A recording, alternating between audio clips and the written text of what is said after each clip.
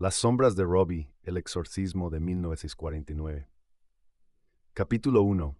El adiós a la tía Harriet Robbie Mannheim nació en una familia de clase media en Cottage City, Maryland.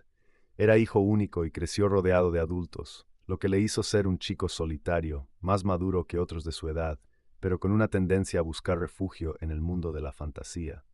Su vínculo más cercano era con su tía Harriet, la hermana mayor de su madre, una mujer excéntrica y apasionada por lo oculto. Harriet no tenía hijos y trataba a Robbie como si fuera suyo. A menudo, cuando la familia se reunía en las noches, Harriet entretenía a Robbie con historias de fantasmas y sesiones espiritistas. Fue ella quien le introdujo a la Ouija, diciéndole que era una manera de comunicarse con aquellos que habían partido.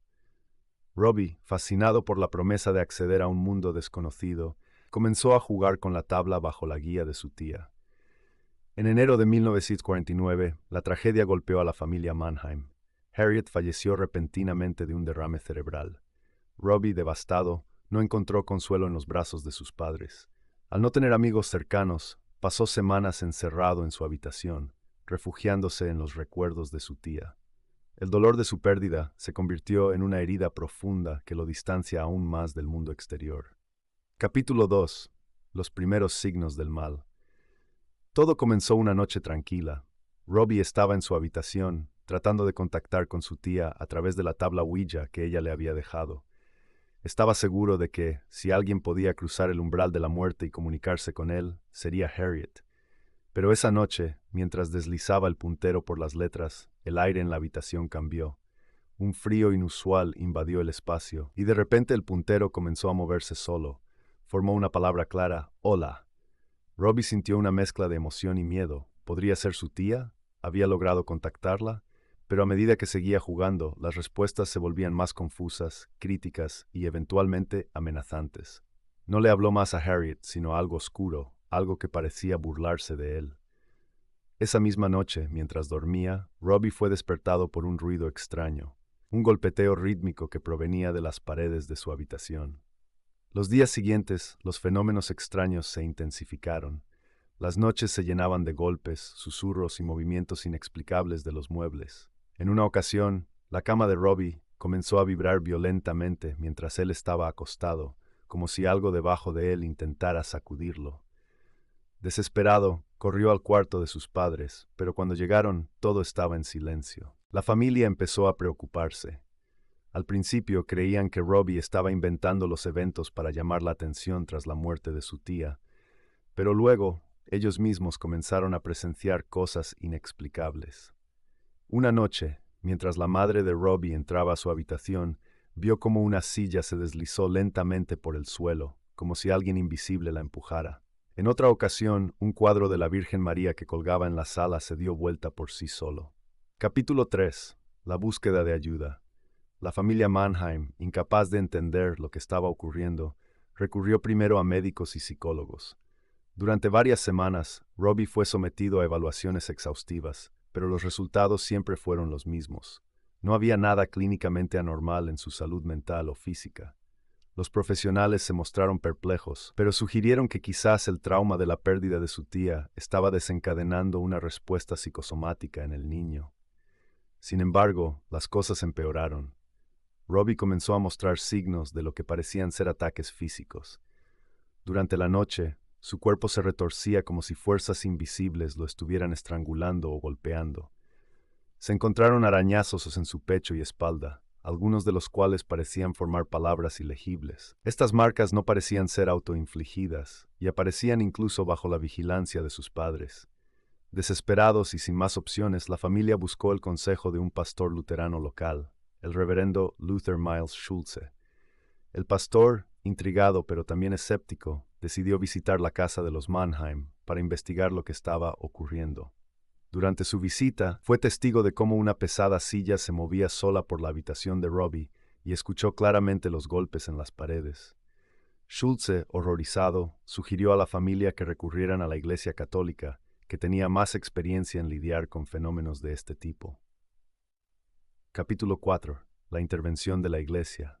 La Iglesia Católica ayudó a investigar el caso, y el padre William Bowdern, un sacerdote jesuita con amplia experiencia, fue asignado para estudiar la situación.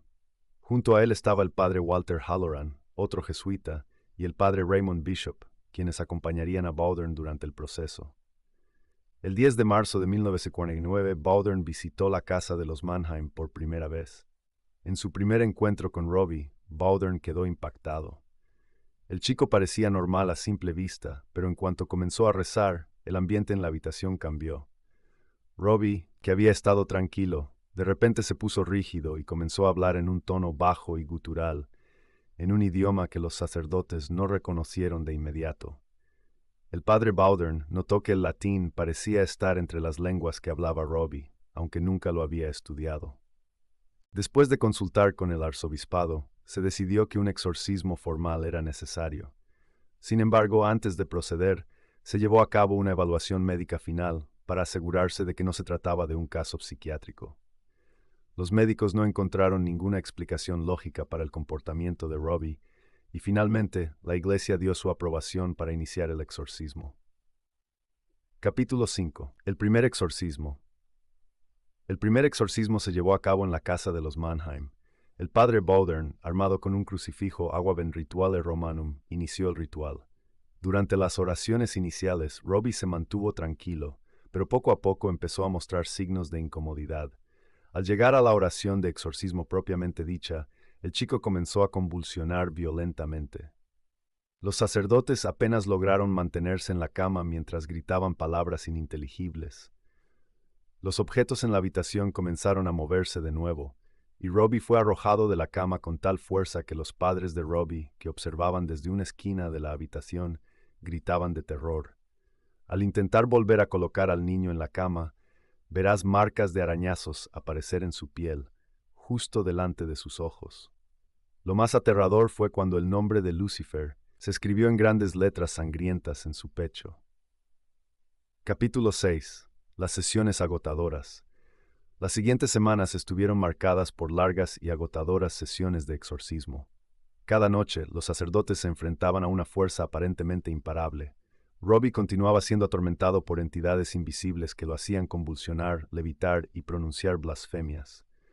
Los sacerdotes rezaban fervientemente, pero cada vez que creían que estaban cerca de liberar al chico, las manifestaciones se intensificaban. Durante una de las sesiones, el padre Halloran sufrió un golpe tan fuerte en la cara por una fuerza invisible que quedó con la nariz rota. A medida que las semanas pasaban, los sacerdotes empezaron a temer por sus propias vidas, pero sabían que no podían detenerse. Cada vez que Robbie caía en un trance, sus ojos mostraban una oscuridad que parecía consumir su propia humanidad. El exorcismo fue trasladado al hospital Alexian Brothers en St. Louis, donde se creyó que el ambiente controlado sería más seguro para todos. Allí, las sesiones continuaron. Robbie mostró fuerza sobrehumana y en varios momentos se liberó de las restricciones con facilidad, como si estuviera poseído por una energía que no pertenecía a un adolescente. Capítulo 7. El enfrentamiento final. La noche del 18 de abril de 1949 fue la más crucial. Los sacerdotes sabían que algo debía suceder. El ambiente en la habitación del hospital era sofocante. Robbie, agotado tras semanas de tormento, parecía estar al borde de la muerte. Sus padres observaban desde una distancia prudente, aterrados por lo que sus ojos veían, pero incapaces de apartarse. El padre Bowdern comenzó la oración una vez más. El aire en la habitación se volvió denso, cargado de una presencia malévola. Robbie, en un tono gutural, habló: «Nunca lo dejaré, es mío». De repente su cuerpo se arqueó en el aire y en ese instante todo se detuvo. Un grito desgarrador, que no parecía provenir de ninguna garganta humana, resonó en la habitación. Robbie se desplomó sobre la cama con los ojos completamente cerrados. En ese silencio espeso, el padre Bowdern continuó rezando, esperando que algo hubiera cambiado. Robbie se despertó horas después, y cuando abrió los ojos, su expresión era completamente diferente. Había una serenidad que no se había visto en semanas.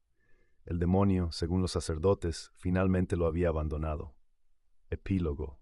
Las sombras que quedan.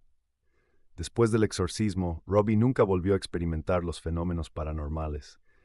La familia Mannheim se mudó lejos de su hogar en Maryland, buscando olvidar el horror que habían vivido. Robbie creció, se casó y vivió una vida relativamente normal, pero nunca habló públicamente de su experiencia. Los sacerdotes involucrados en el caso también quedaron profundamente marcados. El padre Bowdern, en particular, mantuvo su silencio sobre muchos detalles del caso, aunque continuó sirviendo como sacerdote hasta su muerte en 1983. El caso de Robbie Mannheim se convirtió en uno de los relatos más documentados de exorcismo en la historia moderna y fue la inspiración para muchas adaptaciones, incluido el famoso libro y la película El Exorcista. Aunque muchos detalles del caso se mantienen en secreto, los informes oficiales de la Iglesia y los testimonios de los que estuvieron presentes confirman que algo extraordinario ocurrió en esos meses de 1949. A pesar de todo, la pregunta persiste: ¿fue Robbie víctima de una posesión demoníaca o simplemente un joven atormentado por el trauma?